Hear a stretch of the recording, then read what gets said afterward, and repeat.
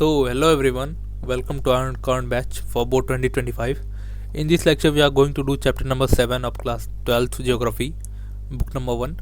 और इससे पहले हमने इस बुक के चैप्टर नंबर 1 से लेकर 6 तक ऑलरेडी करा दी हैं. प्लेलिस्ट नीचे पड़ी हुई है, जाके आप वहाँ से चेकआउट कर सकते हैं. ठीक है, चलिए इस चैप्टर को शुरू करते हैं. उससे पहले मैं अपना इंट्रो दे देता हूँ.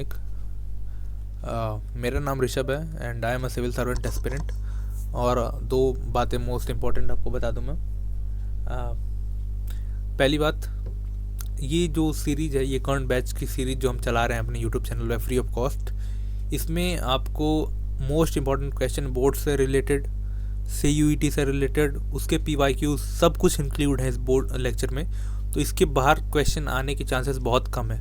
तो इस लेक्चर को में जो क्वेश्चन इंक्लूड हैं, अगर आपने उसको अच्छे से कर लिया और आपको अगर वो समझ में आ रहा है, तो इट्स मीन्स आप एक सही रास्ते पे हो. अपने जो प्रिपरेशन है वो सही रास्ते पे आप कर रहे हो. ठीक है.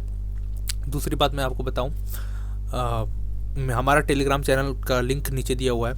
टेलीग्राम चैनल पे आप जाके टेलीग्राम चैनल हमारा ज्वाइन करिए. वहाँ पे अनलिमिटेड नंबर ऑफ़ क्वेश्चंस पड़े हुए हैं प्रैक्टिस करने के लिए. आपके PYQs पड़े हुए हैं, CUET के PYQs पड़े हुए हैं, सपोर्टिंग मटेरियल पड़ा हुआ है जिसमें फ्लो चार्ट दिए हुए हैं आपके हर एक चैप्टर के. तो उसको जाके आप टेलीग्राम चैनल ज्वाइन करिए और सबको आप अपने यूज़ में ले सकते हैं फ्री ऑफ कॉस्ट. उसका कोई भी चार्ज नहीं है. और टेलीग्राम चैनल के जस्ट नीचे हमारा इंस्टाग्राम का लिंक भी है. तो आपको अगर कोई भी क्वेश्चन पूछना है, आप हमारे इंस्टाग्राम पेज पे मैसेज करिए. किसी भी चीज़ से रिलेटेड मैसेज करिए, आप करियर से रिलेटेड या फिर कुछ भी. और हाँ, एक इम्पॉर्टेंट बात, आप अब 12th पास आउट होने के बाद कौन सा फॉर्म आपको गवर्नमेंट जॉब का भरना है, कब वैकेंसीज आती हैं, उन सब के नोटिफिकेशन भी हमारे टेलीग्राम चैनल पे डाले जाएंगे. तो उस हिसाब से भी आप अगर ज्वाइन करते हैं हमारे टेलीग्राम चैनल को तो आपका फ़ायदा होगा. ठीक है. और हमारे चैनल को सब्सक्राइब कर दीजिए. तो चलो हम ये चैप्टर स्टार्ट करते हैं. सॉरी. ये चैप्टर में आपको बेसिकली दो चीज़ों के बारे में पढ़ना है, ट्रांसपोर्ट एंड कम्युनिकेशन. ठीक है, यही चैप्टर का नाम है ना. वेट, जी ट्रांसपोर्ट एंड कम्युनिकेशन, हाँ वही है. तो देखो, इस चैप्टर में आपको ट्रांसपोर्ट एंड कम्युनिकेशन के बारे में पढ़ना है. और ट्रांसपोर्ट के बाद कैसे पढ़ना है, ट्रांसपोर्ट को आप इंटरनेशनल लेवल पे, यानी जो इंटरनेशनल लेवल पे जो बहुत बड़े बड़े रेलवेज़ के नेटवर्क हैं, रोड्स के नेटवर्क हैं, सी रूट्स हैं, उनको पढ़ना है. क्योंकि ये जो पूरी बुक है आपकी बुक 1, ये वर्ल्ड से डील करती है, वर्ल्ड के बारे में पढ़ती है. और जो बुक 2 है, उसमें आप जो ट्रांसपोर्ट एंड कम्युनिकेशन चैप्टर पढ़ोगे वो पर्टिकुलरली इंडिया के बारे में पढ़ाएगा. तो हम इसमें जो भी पढ़ेंगे वो पूरे वर्ल्ड के हिसाब से पढ़ेंगे. और देखो, ये जो मैंने पूरा यहाँ पे बना के रखा है, ठीक है, एक पूरा चार्ट यहाँ पे बना के रखा है. इसमें से जो जो इम्पॉर्टेंट है, जिससे भी PYQs आज क्वेश्चन पूछे गए हैं बोर्ड्स में, उसको हम अच्छे से यहाँ पे देख लेंगे. ठीक है. तो देखो, सबसे पहले हम बात करते हैं ट्रांसपोर्ट होता क्या है. ठीक है. ट्रांसपोर्ट एक फैसिलिटी है. ठीक है. Transport is a facility. Transport एक फैसिलिटी है जो carry goods and service from one place to another.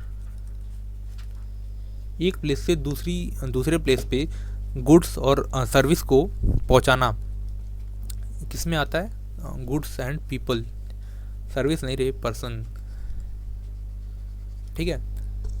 Goods और पर्सन को एक जगह से दूसरी जगह भेजना या पहुंचाना को हम ट्रांसपोर्ट बोलते हैं. ठीक है.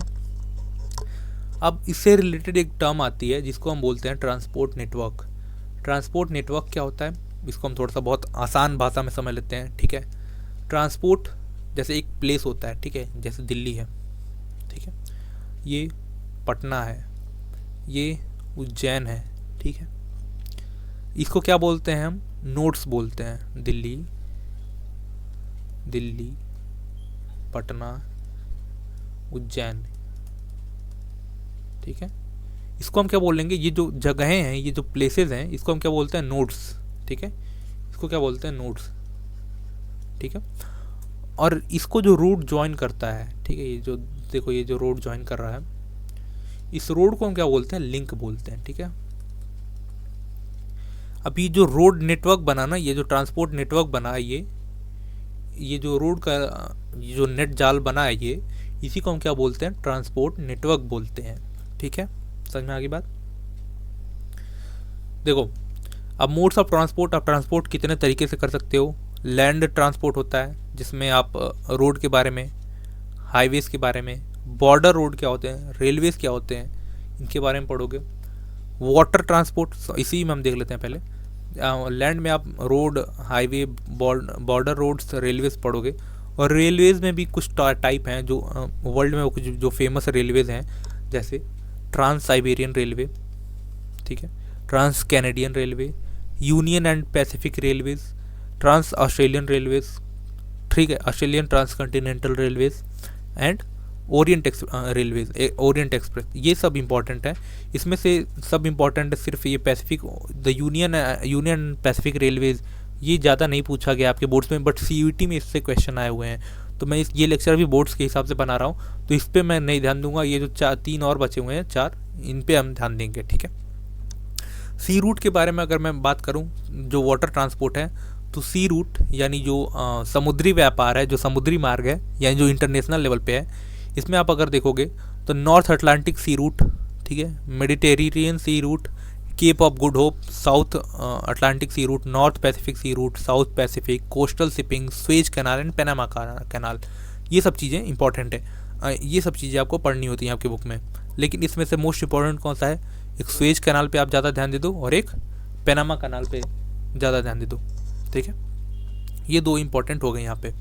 उसमें से अगर आपको और थोड़ा सा, ये दोनों अगर आपने पढ़ लिए तो आप सेफ साइड पे रहोगे कि हाँ मोस्ट ऑफ द क्वेश्चन इसी से आते हैं। लेकिन अगर हाँ थोड़ा सा अगर और चांसेस बढ़ते हैं तो केप ऑफ गुड होप और ये नॉर्थ अटलांटिक सी रूट, ये 2 को आप पढ़ लेना, ठीक है। और जो इनलैंड वाटरवे हैं, इनमें आपको द राइन वाटरवे, इससे क्वेश्चन पूछे जाते हैं। ये द न्यू वाटरवे से क्वेश्चन नहीं पूछे जाते हैं ज़्यादा, ठीक है। अब अगर हम एयर ट्रांसपोर्ट की बात करें तो एयर ट्रांसपोर्ट से क्वेश्चन बहुत मिनिमम कहीं भी पूछे गए होंगे, तो इस पर हम ज़्यादा ध्यान नहीं देंगे। आप अपने बुक में एक बार इसे गो थ्रू कर लेना बस, ठीक है। पाइपलाइन से भी क्वेश्चन बहुत कम पूछे जाते हैं, तो इससे भी ज़्यादा आपको इंडेप्थ में पढ़ने की ज़रूरत नहीं है। अब हमें बिल्कुल सिलेक्टिव पढ़ाई करनी है, जो जो टॉपिक इंपॉर्टेंट है उसी को पढ़ना है, ना कि अब हमें पूरी बुक पढ़नी है। आपके पास टाइम कम है और आपका टाइम अब धीरे धीरे जा भी रहा होगा प्रैक्टिकल में। प्रैक्टिकल की वीडियो मैंने ऑलरेडी बना रखी है कि प्रैक्टिकल कैसे होते हैं, क्या होता है। जियोग्राफी का पेपर होता है आपका वो, और ज़्यादा इन्फॉर्मेशन चाहिए तो आप वीडियो देख सकते हो जाके हमारे चैनल पे, ठीक है। आप आराम से सर्च कर लेना प्रैक्टिकल कैसे होते हैं बाई ह्यूमैनिटीज विथ ऋषभ, वहाँ पे आ जाएगा आपका। सॉरी, देखो क्वेश्चन नंबर 1 हम क्वेश्चन नंबर 1 स्टार्ट करते हैं। देखो मैं क्वेश्चन आपको समझा दूंगा, फिर 5 सेकंड का गैप लूँगा। आपको आंसर करेक्ट आपको बताना होगा, अपने मन में सोचना होगा, फिर आपको टिक करना होगा, ठीक है। Dash establish link between producing centre and consuming centre. इसमें से ऐसी ऑप्शन में से ऐसा कौन सा है जो प्रोड्यूसिंग सेंटर और कंज्यूमिंग सेंटर के बीच में लिंक प्रोवाइड करता है, ठीक है। आप इसको 5 सेकंड का मैं टाइम दे रहा हूँ, आप समझो इसको।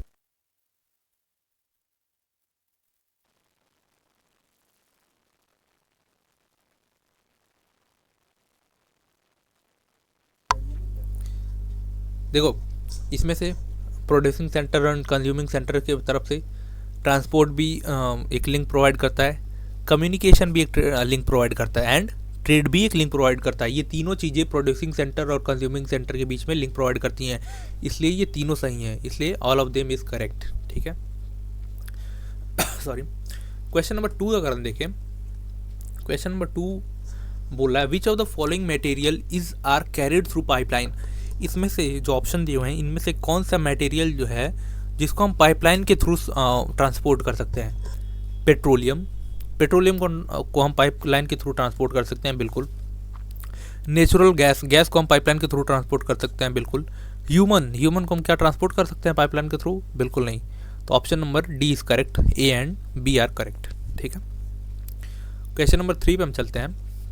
Question number 3 assertion and reason होता है, ठीक है। असर्शन का मतलब एक स्टेटमेंट दी हुई है और उसके बाद एक रीज़न दिया हुआ है।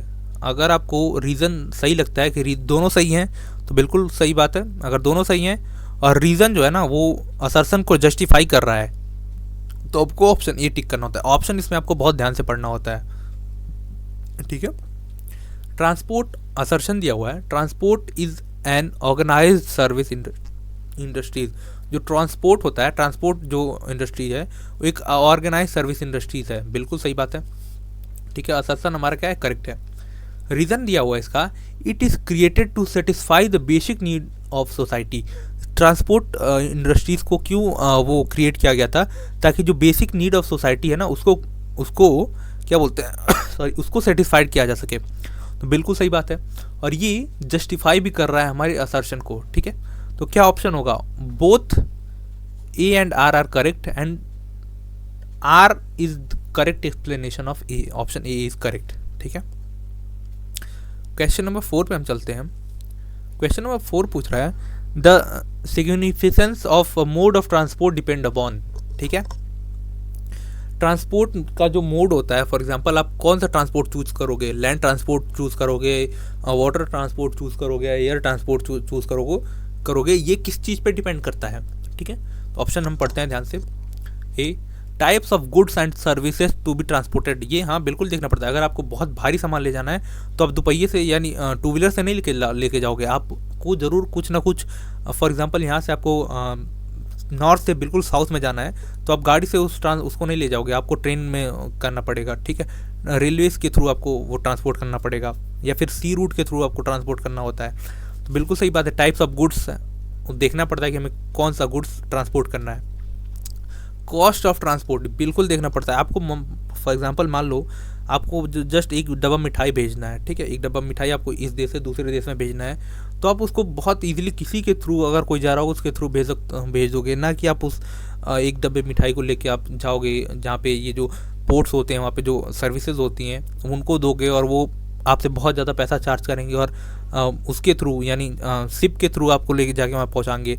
तो ठीक है, कॉस्ट ऑफ ट्रांसपोर्ट भी आपको देखना पड़ता है कि ईजिली कौन सा अवेलेबल है, ठीक है, अवेलेबल कौन सा है, उसका कॉस्ट कितना है, और कौन सी चीज़ हम ट्रांसपोर्ट करना चाहते हैं। ये तीनों चीज़ें हम देखते हैं, तब डिसाइड करते हैं कि कौन सा मोड ऑफ ट्रांसपोर्ट हमें यूज़ करना है, ठीक है। तो all of them are correct.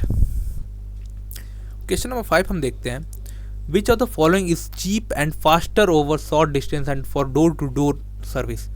इनमें से कौन सा चीप है, सबसे सस्ता है, तेज़ भी है, और शॉर्ट डिस्टेंस के लिए और डोर टू डोर सर्विस के लिए सबसे वो है, सबसे क्या बोलते हैं, सबसे बढ़िया है और सबसे गुड सर्विस है इसमें से। रेलवे तो डोर टू डोर सर्विस ही नहीं प्रोवाइड कर पाएगी, ठीक है।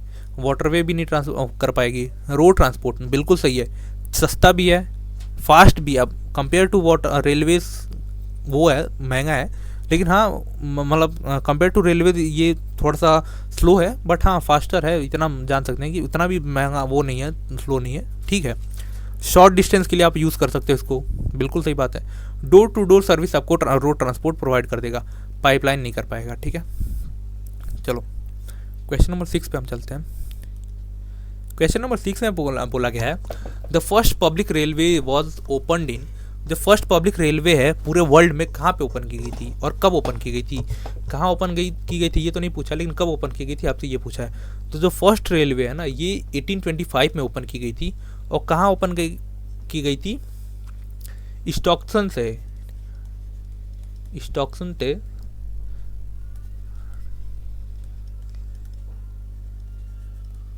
डार्लिंगटन तक, यानी स्टॉक्सन से लेके डार्लिंगटन तक 1825 में सबसे पहली बार ट्रेन चलाई गई थी, और ये कहाँ पे है, नॉर्थ इंग्लैंड में है, ठीक है, नॉर्थ इंग्लैंड में है ये, ठीक है। स्टॉक्सन से डार्लिंगटन। क्वेश्चन नंबर 7 हम देखें, विच of the following is not newer development in land transport. इनमें से इस ऑप्शन में से ऐसा कौन सा है जो न्यू डेवलपमेंट नहीं है लैंड ट्रांसपोर्ट में। रोपवे बिल्कुल सही बात है, अभी नए बने हैं, आज के टाइम पे बने हैं। केबल वेज ये भी नए बने हैं, ये भी न्यूअर डेवलपमेंट है, ठीक है। बोथ ही एंड आर कट, ये भी नहीं है। रोड ये न्यूअर डेवलपमेंट नहीं है, एंशिएंट टाइम से रोड बनते हैं, और इसलिए ये न्यूअर डेवलपमेंट नहीं है। न्यूअर डेवलपमेंट का मतलब समझ रहे हो आप, आई थिंक। चलो देखते हैं question number 8, which continent has the highest percentage of road length. इनमें से कौन से कॉन्टिनेंट में highest number of road length है, ठीक है, highest percentage of road length है, ठीक है। यहाँ पे थोड़ा सा रोड के बारे में पढ़ लेते हैं। रोड दो तरह के होते हैं, ठीक है, metalled metalled and unmetalled. Unmetalled दो तरह के रोड होते हैं, मेटल्ड एंड अनमेटल्ड रोड। ठीक है, जो क्वालिटी है रोड की वो वेरी कर सकती है developed nation to developing nation. ठीक है, जैसे फॉर एग्जांपल यूएस में बहुत अच्छे रोड हैं कंपेयर टू हमारे इंडिया में। ठीक है, जो पूरे वर्ल्ड का मोटरेबल लेंथ है, यानी जो पूरे वर्ल्ड का रोड लेंथ है जहाँ पे गाड़ियाँ चलती हैं, वो कितना है 15 मिलियन किलोमीटर। ठीक है, ओ ये वेरी कर सकता है। फॉर एग्जांपल आपकी अगर नई बुक है, नया एडिशन है, तो ये और ज़्यादा होगा, लेकिन मेरी बुक में जो मेरे पास बुक है वो थोड़ी सी पुरानी है, तो वहाँ पे 15 मिलियन किलोमीटर दिया हुआ है। तो आप इसको मैनेज अपने हिसाब से ये डेटा को आप एनालाइज कर सकते हो। ठीक है, इसमें से 33% कहाँ पे है, नॉर्थ अमेरिका में है। और highest number of vehicle registered, number of vehicle कहाँ पे है, ये भी हम नॉर्थ अमेरिका में ही है। ठीक है, तो ये दोनों चीज़ें आपको ध्यान रखनी है। कहाँ पे है ये, नॉर्थ अमेरिका में है। सबसे ज़्यादा रोड लेंथ कहाँ पे है, नॉर्थ अमेरिका में है। सबसे ज़्यादा व्हीकल रजिस्टर्ड कहाँ पे है, नॉर्थ अमेरिका में है। नॉर्थ अमेरिका में कौन कौन सा आता है, मैक्सिको आ गया, यूनाइटेड स्टेट ऑफ अमेरिका आ गया, कनाडा आ गया, ये सब नॉर्थ अमेरिका के देश है।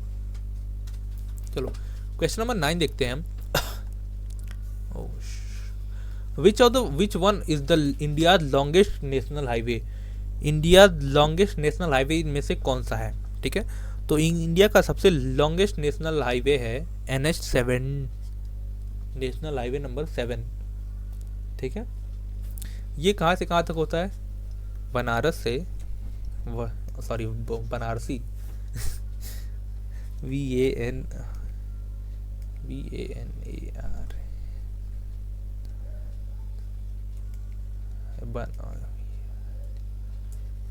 बनारसी से लेके कन्याकुमारी ये जाता है, और ये इंडिया का लॉन्गेस्ट हाईवे है। ठीक है, यहीं पे एक आपको बता दूं, एक गोल्डन क्वाड्रिलेटरल है। ठीक है, गोल्डन क्वाड्रिलेटरल, थोड़ा सा मैं इसको वाइड कर लूँ क्या, एक मिनट रुक जाओ।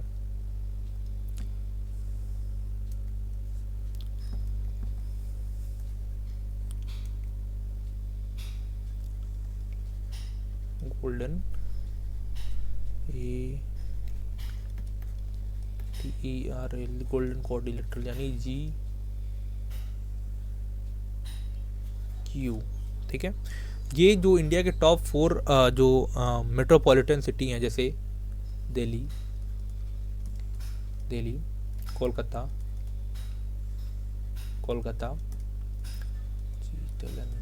चेन्नई, बेंगलुरु। ठीक है, इनको कनेक्ट करता है। बीच में हैदराबाद भी आ जाएगा इसी में। ठीक है, ये सब कंट्री ये सब जो सिटीज़ हैं, ये सब इसमें भी वो इंक्लूड होती हैं। ठीक है, ये गोल्डन क्वाड्रिलेटरल है। ठीक है, ये गोल्डन क्वाड्रिलेटरल है।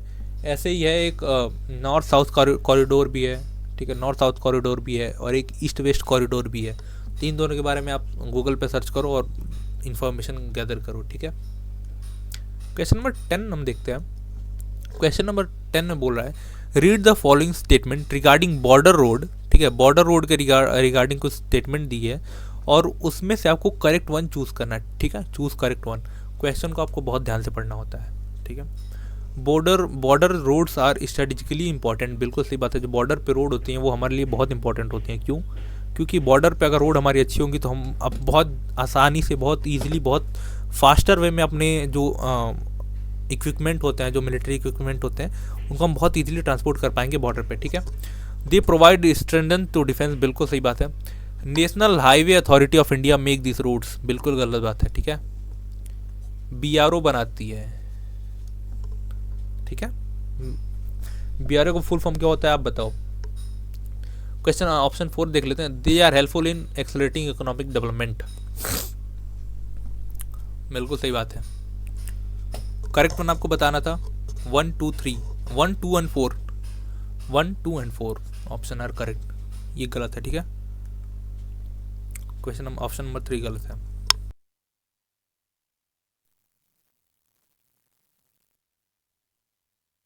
इसका फुल फॉर्म मैं बता देता हूँ आपको, नहीं तो आप फिर घपला करो तो ठीक है। इसको बोलते हैं Border Road Organisation, Border Road Organisation, ठीक है।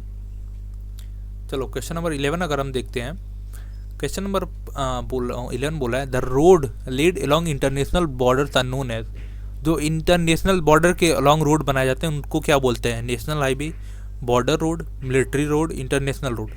इनको हम बोलते हैं बॉर्डर रोड। क्यों? क्योंकि इंटरनेशनल बॉर्डर के अराउंड जो भी रोड बनेगा उसको क्या बोलेंगे? बॉर्डर रोड ही बोलेंगे, ठीक है, ना कि मिलिट्री रोड या इंटरनेशनल रोड, ये नहीं बोलेंगे। क्वेश्चन नंबर 12, सॉरी इससे पहले हम ये थोड़ा सा आपका जो सबसे इंपॉर्टेंट इस चैप्टर का क्रक्स है, इसी से क्वेश्चन, बहुत ज़्यादा क्वेश्चन इससे पूछे जाते हैं, तो इस क्वेश्चन को आप बहुत जो अब मैं बताने जा रहा हूँ इसको बहुत ध्यान से समझना, बहुत ध्यान से पढ़ना इसको, ठीक है। देखो यहाँ पे 4 वो रेलवेज़ के बारे में दिया हुआ है। इसमें पहला है ट्रांस साइबेरियन रेलवे, ठीक है, ट्रांस साइबेरियन रेलवे, ठीक है। दूसरा है ट्रांस कैनेडियन रेलवे, चौथा है the Australian trans continental railway, और चौथा है ओरिएंट एक्सप्रेस। इसके बारे में थोड़ा आपको बता देता हूँ, जो इंपॉर्टेंट टॉपिक है, इंपॉर्टेंट पॉइंट है, उसके बाद हम आगे बढ़ते हैं, ठीक है। ट्रांस साइबेरियन के बारे में अगर हम बात करें, ठीक है, तो ये मेजर रेल रूट है ऑफ रसिया में है ये ट्रांस साइबेरियन रेलवे, ठीक है। ये कहाँ से कहाँ तक चलता है? सेंट पीटर्सबर्ग से लेके, ठीक है, कहाँ तक? व्लादिवोस्टोक तक, ठीक है, व्लादिवोस्टोक। यानी ये जो एशियन रीजन है इसको बिल्कुल कनेक्ट करता है वेस्टर्न यूरोप से, ठीक है, वेस्टर्न यूरोप से, ठीक है। ये लॉन्गेस्ट है, ठीक है, लॉन्गेस्ट रेल है, ठीक है, 9332 किलोमीटर का, ठीक है। ये हेल्प करता है connect China, sorry Asia to west Europe, ठीक है। ये उरल माउंटेन के उरल माउंटेन के क्रॉस चलता है, ये पैरेलल ये चलता है उरल माउंटेन, ठीक है,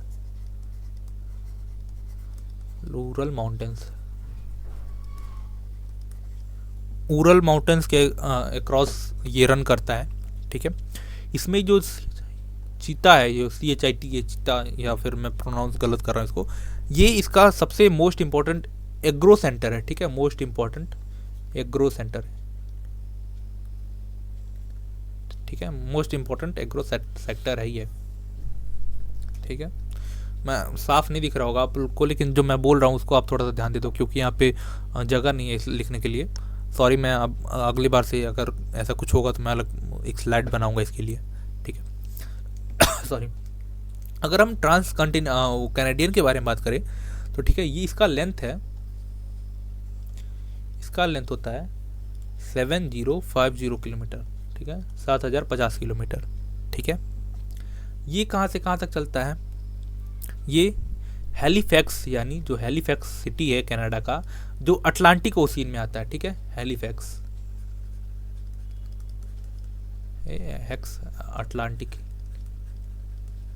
अटलांटिक ओशियन में, यहाँ से लेके वेनोवर तक,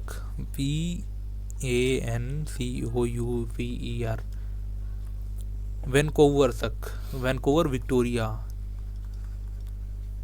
वैनकूवर विक्टोरिया तक ये चलता है, ठीक है। ये बनाया कब गया था? ये 1888, ओह यार 1886, सॉरी 1886 में ये बनाया गया था, ठीक है। इसी को हम क्या बोलते हैं? आर्टरी ऑफ कनाडा,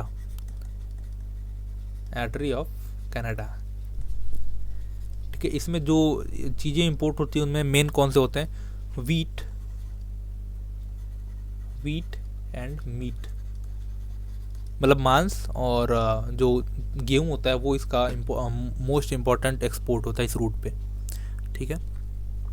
और हम ट्रांस ऑस्ट्रेलियन के बारे में बात करें तो ट्रांस ऑस्ट्रेलियन, ये देखो, ये याद रखना आप, जैसे हेलीफैक्स है ये कहाँ पे, अटलांटिक ओशियन से, ये जो वैंकूवर है, वैंकूवर विक्टोरिया, ये पैसिफिक ओशियन में है। यानी ये भी पूछ सकता है कि ये जो ट्रांस कैनेडियन रेलवे है ये किस दो महासागरों को, यानी जो ओशियंस को कनेक्ट करता है, अटलांटिक ओशियन से पैसिफिक ओशियन को कनेक्ट करता है, ठीक है। वैसे ये जो ट्रांस साइबेरियन हमने अभी पढ़ा, ये एशिया से वेस्ट यूरोप को कनेक्ट करता है, ठीक है। अब यही ये ट्रांस ऑस्ट्रेलियन अगर हम देखें, ठीक है, तो ये सॉरी वेस्ट में पर्थ है, यहाँ से स्टार्ट होता है और कहाँ तक, ईस्ट में कहाँ तक जाता है, सिडनी तक जाता है, ठीक है। ठीक है, ये पास करता है, ये पासिंग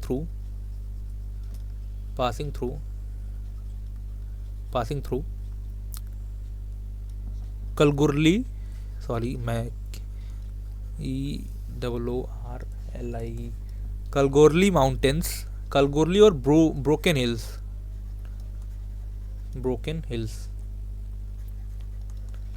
कलगुरली और ब्रोकन हिल्स के थ्रू ये पास करता है, ठीक है। और इसका एक एक्सटेंशन भी है, ठीक है, इसका एक एक्सटेंशन भी है जो नॉर्थ साउथ एक्सटेंशन, इसका जैसे सिडनी से एक आप देख रहे हो यहाँ पे नीचे भी आया है, तो ये नॉर्थ साउथ एक्सटेंशन है जो कि सिडनी से लेकर मेलबर्न तक चल के आता है, ठीक है। और बीच में एल्ब्यूरी को, एडिलेड को ये कनेक्ट करता है, ठीक है।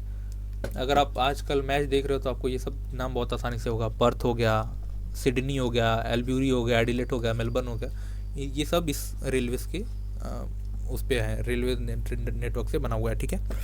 अब ओरिएंट एक्सप्रेस के बारे में बात करते हैं, ठीक है। ओरिएंट एक्सप्रेस जो है ये पेरिस से, एक मिनट में ये सब इरेज कर देता हूँ, ठीक है।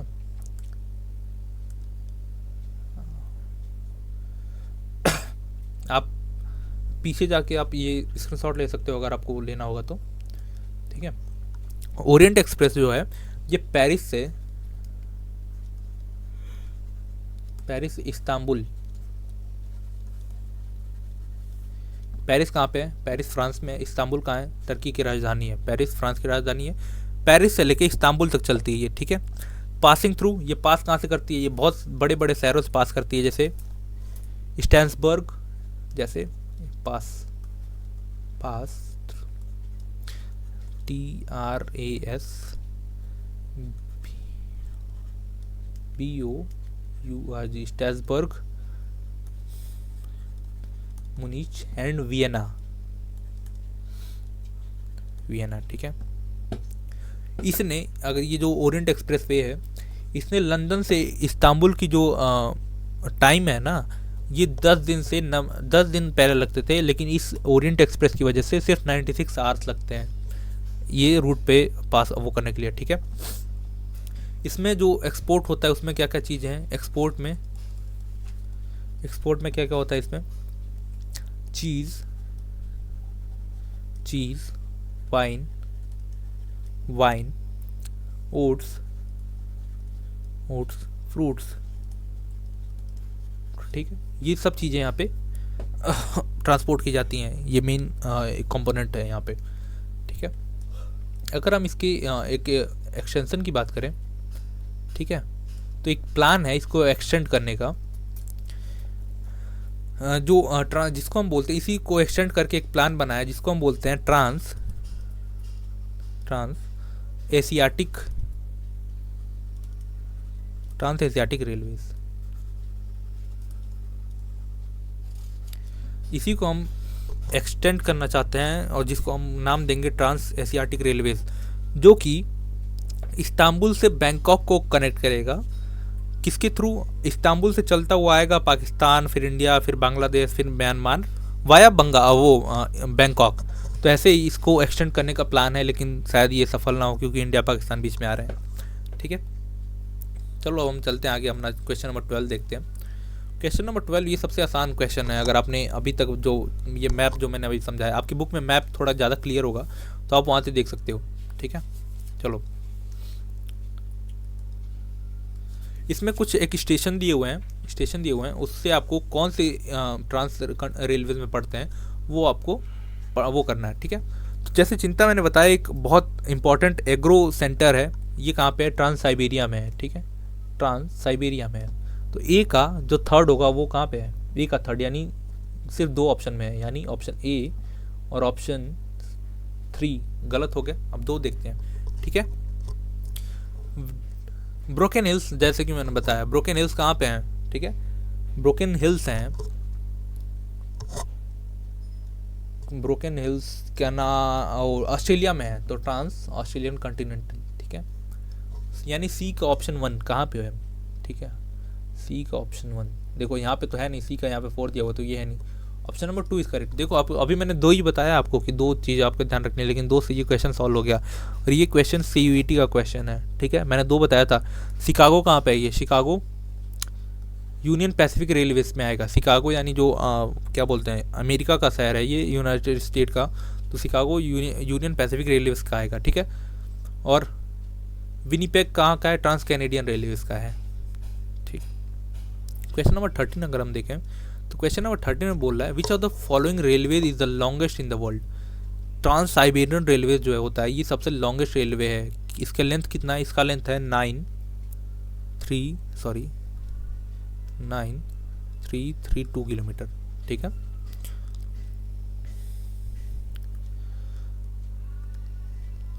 अब क्वेश्चन नंबर 14 लिखते हैं, the space between two rail of broad gauge is, जैसे देखो ये रेल की जो पटरी होती है ना, इन दोनों के बीच का डिस्टेंस कितना होता है, ठीक है, यही बताना है, ठीक है।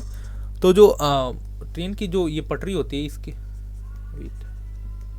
जो ट्रेन की पटरी होती है, इसके बीच का जो एक मिनिमम डिस्टेंस होता है वो मोर देन 1.5 मीटर होता है, ठीक है। 1.5 मीटर से कम भी होता है, लेकिन इतना होना चाहिए, एक 1.5 मीटर से, ठीक है। 1.44 एक स्टैंडर्ड है, ठीक है, 1.44 स्टैंडर्ड बॉर्डर गेज है ये, ठीक है। और 1 मीटर अगर है वो, 1 मीटर अगर वो है, तो इसको हम क्या बोलते हैं, स्मॉलर गेज। और स्मॉलर गेज यहाँ कहाँ पे यूज होती है, लंदन में यूज होती हैं, ठीक है। चलो अब यहाँ पे क्वेश्चन सबसे मस्त मज़ेदार क्वेश्चन है। जैसा कि मैंने बताया था कि आपके बुक में जो वाटरवेज हैं उसमें से आपको दो इंपॉर्टेंट है, एक राइन वाटरवे और एक स्वेज कैनाल, ठीक है। 3 इंपॉर्टेंट है, राइन वाटरवे, स्वेज कैनाल और पनामा कैनाल। तो इसमें से राइन वाटरवेज को हम यहाँ पे अच्छे से समझ लेते हैं, ठीक है। Identify from the following statement which of the following is not correct about Rhine waterway. Rhine waterway की अकॉर्डिंग राइन वाटरवे के अकॉर्डिंग इनमें से कौन सा ऑप्शन गलत है, ठीक है। इससे पहले मैं थोड़ा सा राइन वाटरवेज के बारे में बता दूं। ये 700 किलोमीटर का जो वो है, ठीक है, 700 किलोमीटर का एरिया ये कवर करती है। मींस इसका वो जो लेंथ है ये 700 किलोमीटर नहीं है, लेकिन इसका जो बेसिन है ना ये 700 किलोमीटर का है, ठीक है। It flow through a rich coal field and the basin has become prosper manufacturing area, ठीक है, बिल्कुल सही बात है। ये जिस एरिया से पास करती है ना वो एक बहुत रिच कोल फील्ड है, और ये जो जहाँ से पास करती है वो ये ट्रांसपोर्ट भी प्रोवाइड करती है। उसकी वजह से वो एरिया जो है ना वो बहुत प्रॉस्परस मैन्युफैक्चरिंग एरिया बन गया है, ठीक है। Ocean going vessels can reach up to Congo, ठीक है, बिल्कुल सही बात है ये। It connect the industrial area of Switzerland, France and Russia, ये बिल्कुल गलत बात है, ठीक है। ये जो है ये इंडस्ट्रियल एरिया स्विट्जरलैंड, ठीक है, Switzerland, France, Germany,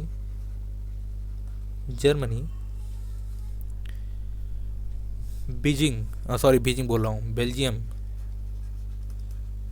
and Netherlands, ये 5 जो वो कंट्रीज हैं इनके इंडस्ट्रियल एरिया को कनेक्ट करते ही है, ठीक है। ये स्टार्ट कहाँ से होती है, राइन वाटरवे, ठीक है। राइन वाटरवे स्टार्ट होती है रॉटरडैम से, रॉटरडैम नीदरलैंड में, ठीक है। और ये एंड कहाँ पे होती है, ये एंड होती है स्विट्जरलैंड। ये कहाँ पे स्विट्जरलैंड में भी कहाँ पे, बेसल बेसल एक जगह का नाम है, स्विट्जरलैंड के रॉटरडैम से स्टार्ट होती है और स्विट्जरलैंड के बेसल में एंड होती है ये, ठीक है। चलो क्वेश्चन नंबर 16 अगर हम देखें, यहाँ पे बोल रहा है what were the main reason for the decline of river way in India. River way के डिक्लाइन के पीछे कौन से रीज़न वो वो है मेन रीज़न है, ठीक है। कंपटीशन ऑफ रेलवे, बिल्कुल सही बात है। रेलवेज की का जब डेवलपमेंट हुआ तो वाटरवेज का कोई ज़रूरत नहीं था, ठीक है। ये यही कार्गो भी ट्रांसपोर्ट करने लगे तो उसका कोई वो नहीं हुआ, ठीक है। Lack of water due to diversion for irrigation, नदी में पानी ही नहीं है कि भाई कोई अच्छे नाव चल सके। क्यों? क्योंकि जो नदी का पानी हमने इरिगेशन यूज़ करने के लिए डाइवर्ट कर दिया, ठीक है। मेंटेनेंस नहीं है रिवर्स का, जहाँ देखो वहाँ पे गंदगी फैली हुई है, ठीक है। तो all option are the correct, ठीक है। क्वेश्चन नंबर हम 17 देखें। Question number 17, which of the following statement is not correct about air transport. Air transport के बारे में इसमें से कौन सा ऑप्शन गलत है, नॉट करेक्ट है यानी गलत है। आप देखो ऑप्शन और बताओ।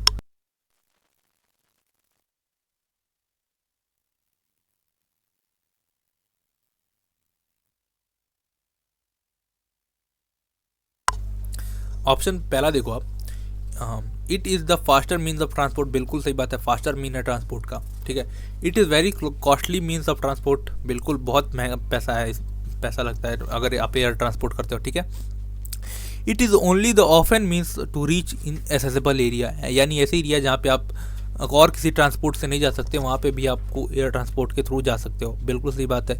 आप अगर कहीं पहाड़ वहाड़ पे जाना चाहो तो ना रेलवे जा सकती है ना वहाँ पे प्रॉपर रोड होते हैं, तो लैंड ट्रांसपोर्ट तो गायब हो गया वहाँ से, वाटर होता नहीं है कि आप वाटर ट्रांसपोर्ट के थ्रू जाओ। एयर ट्रांसपोर्ट के थ्रू आप हेलीकॉप्टर का यूज़ करके वहाँ पे जा सकते हो, ठीक है। ये भी सही बात है। It is preferred by passenger for short distance, बिल्कुल गलत बात है भाई। आपको दिल्ली से अगर दिल्ली में एक जगह से 20 किलोमीटर का एरिया है तो उसके लिए आप एयर ट्रांसपोर्ट थोड़ी करोगे, इसके लिए आप लैंड ट्रांसपोर्ट करोगे। तो ऑप्शन नंबर 4 इज़ इनकरेक्ट, ठीक है। क्वेश्चन नंबर 18 आप देखोगे तो क्वेश्चन नंबर 18 में आपका पूछा है cyber space in the world of electronic, cyber space is the world of electronic compassed by, ठीक है। साइबर स्पेस क्या है? साइबर स्पेस आपकी अगर भाषा में बताऊं तो साइबर स्पेस जो आप वर्चुअल दुनिया बोलते हो इसी को बोलते हैं। और साइबर स्पेस किससे कनेक्टेड होता है? कंपास्ड होता है, इंटरनेट से कंपास्ड होता है, ठीक है। वर्चुअल दुनिया जिसको साइबर स्पेस बोलते हैं, वर्चुअल दुनिया आपकी भाषा में, ये किससे कंपास्ड होता है? इंटरनेट से। अब ये क्वेश्चन आपको देखो बोर्ड्स में आया हुआ है स्वेज कैनाल के बारे में, ठीक है। इसमें हम देखते हैं, इसमें एक जो मैप बेस्ड क्वेश्चन आते हैं, सॉरी जो जो पिक्चर बेस्ड क्वेश्चन आते हैं, इसमें स्वेज कैनाल का फोटो दिया हुआ है और इसके बारे में आपको 3 क्वेश्चन पूछे, आपको बताना है, ठीक है। तो देखो स्वेज कैनाल है कहाँ पे, सबसे पहले हम देखते हैं ये बना कब था। स्वेज कैनाल बना था 1869 में, ठीक है। ये एक मिनट, ये बना था 1869 में बना था। है कहाँ पे ये? इजिप्ट में। इजिप्ट में किस पार्ट को कनेक्ट करता है ये? तो नॉर्थ में एक पोर्ट है, नॉर्थ में एक पोर्ट है जिसको हम बोलते हैं sad, port sad, SAID sad, ठीक है। और साउथ में एक पोर्ट है जिसका नाम है स्वेज, ठीक है। इन दोनों पोर्ट को ये कनेक्ट करता है, ठीक है, बिल्कुल सही बात है। ये किस 2 सी को कनेक्ट करता है, ठीक है। ये अब देख लो यहाँ पे मेडिटेरेनियन सी को, ठीक है,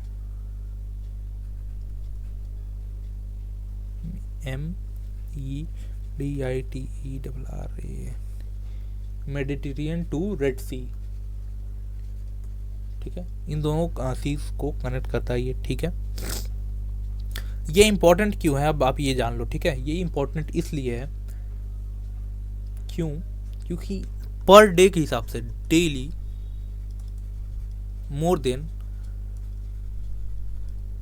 100 शिप्स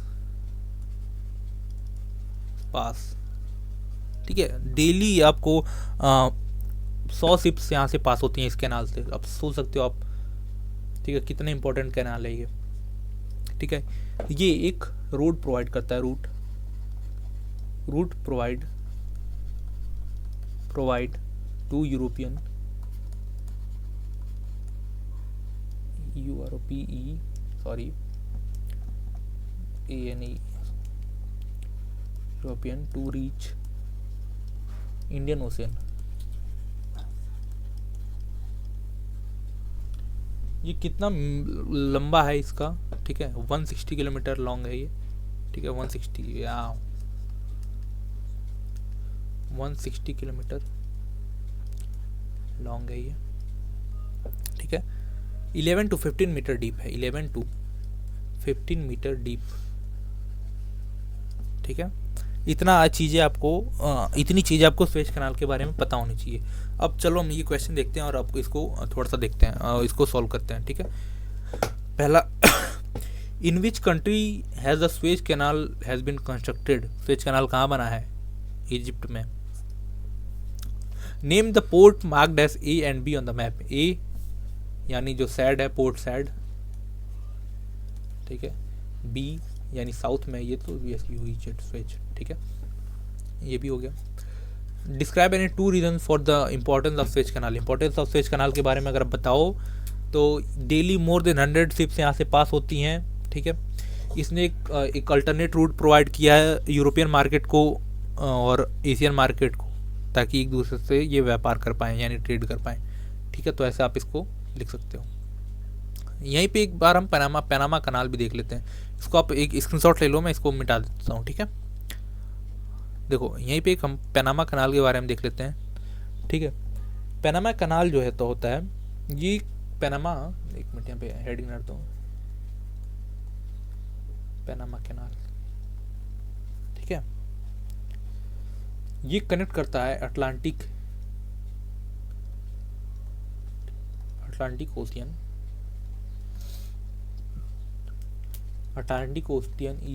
ईस्ट में है टू पैसिफिक ओशियन वेस्ट।